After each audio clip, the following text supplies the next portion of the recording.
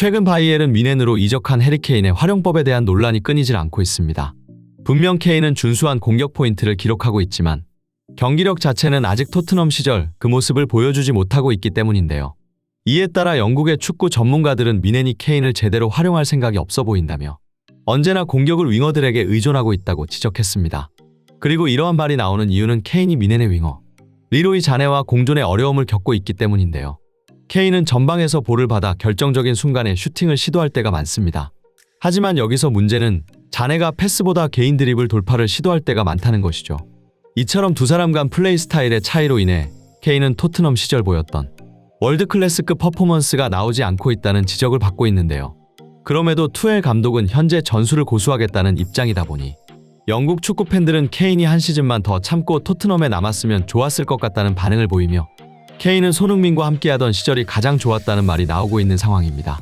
어째서 축구 팬들이 이러한 반응을 보이고 있는 것인지 타임인 스포츠에서 자세히 알아보겠습니다.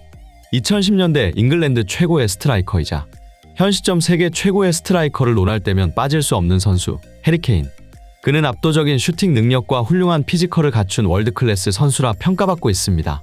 하지만 큰 경기마다 기대 이하의 활약을 보여주고 결정적인 기회들을 날리는 새가슴 기질 때문에 역대급 스트라이커라 평가받기엔 고개를 갸우뚱할 수밖에 없는 것도 분명한 현실인데요. 그의 대표적인 약점은 큰 경기에 약한 새가슴 기질 외에도 느린 스피드를 꼽을 수 있습니다. 케인의 프리미어리그 시절 측정된 최고 속도는 32.14km입니다. 하지만 빠른 선수들이 즐비한 프리미어리그에서 32km는 명함도 못 내미는 속도인데요. 프리미어리그 내 대부분 센터백들이 기본 32에서 34km 정도의 속도가 나온다는 점에서 케인에게 속도를 활용한 드리블 돌파를 기대하기는 어렵습니다. 그리고 이는 독일 분데스리가에서도 마찬가지였으며 오히려 케인의 느린 스피드는 더욱 부각되고 있다고 하는데요.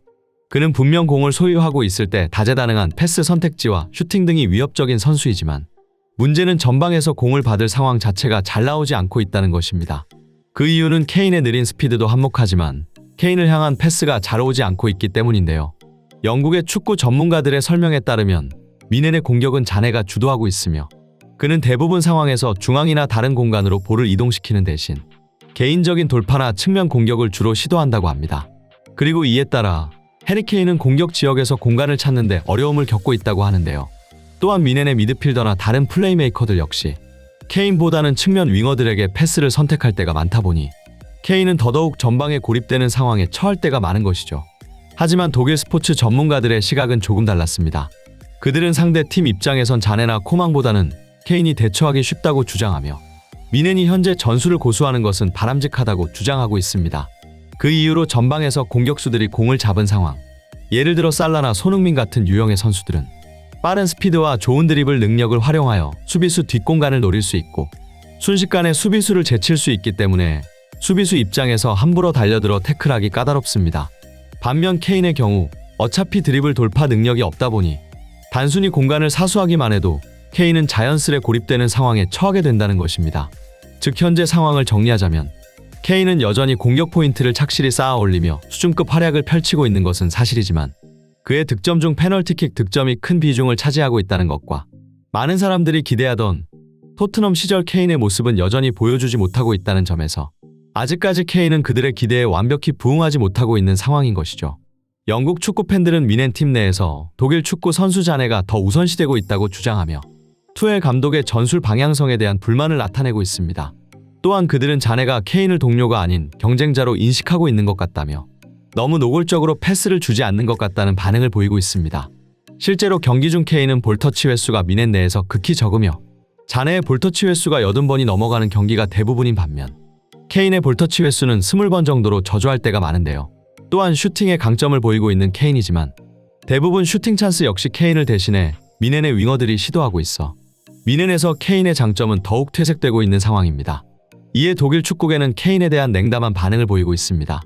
그들은 케인이 윙어에 도움이 없으면 제대로 된 슈팅 기회조차 만들기 어려워 보인다며 케인은 스스로 해결하지 못하는 선수라고 지적하고 있는데요. 축구 팬들은 케인이 미넨에서 존재감이 없다. 손흥민 없는 케인은 마치 영혼을 잃은 것처럼 보인다. 미넨 선수들이 케인에게 패스 자체를 잘 안 하는 이유는 케인이 전방에서 공을 잡아도 할 수 있는 플레이가 없기 때문이다. 등의 반응을 보이며 케인이 자네와 공존하기 힘들어 보인다고 주장하고 있습니다. 그리고 이처럼 케인이 분데스리가 적응에 어려움을 겪자 유럽 축구계는 다시 한번 손흥민의 영향력에 주목하고 있는데요. 바로 손흥민은 빠른 스피드와 뛰어난 킥력을 바탕으로 유럽 최고의 피니셔라 불리고 있음에도 훌륭한 연계 능력을 바탕으로 자신보다 더 좋은 공격 위치에 있는 동료들을 놓치지 않기 때문이죠. 이에 대해 영국의 축구 전문가 오원 하그리브스는 손흥민처럼 결정력과 이타성을 동시에 지닌 선수는 드물다. 대다수의 공격수는 뛰어난 결정력이 있으면 보통 자신이 직접 마무리를 시도하지만 손흥민은 다르다. 그는 개인 스텝보다 팀의 승리를 최우선으로 생각하고 있다. 그리고 손흥민에게는 패스라는 선택지가 항상 열려 있기 때문에 상대하는 수비수 입장에서는 머릿속이 복잡해질 수밖에 없다. 그렇게 손흥민은 영리하게 수비수를 유인해 공간을 창출하고 패스한다. 또한 최고의 마무리 능력까지 지니고 있으니 손흥민은 현대 축구의 가장 이상적인 공격수라 할 수 있다. 라며 손흥민이 얼마나 대단한 선수인지 설명했습니다. 케인은 그동안 토트넘에서 활약을 인정받아 월드클래스 선수라 평가받았습니다.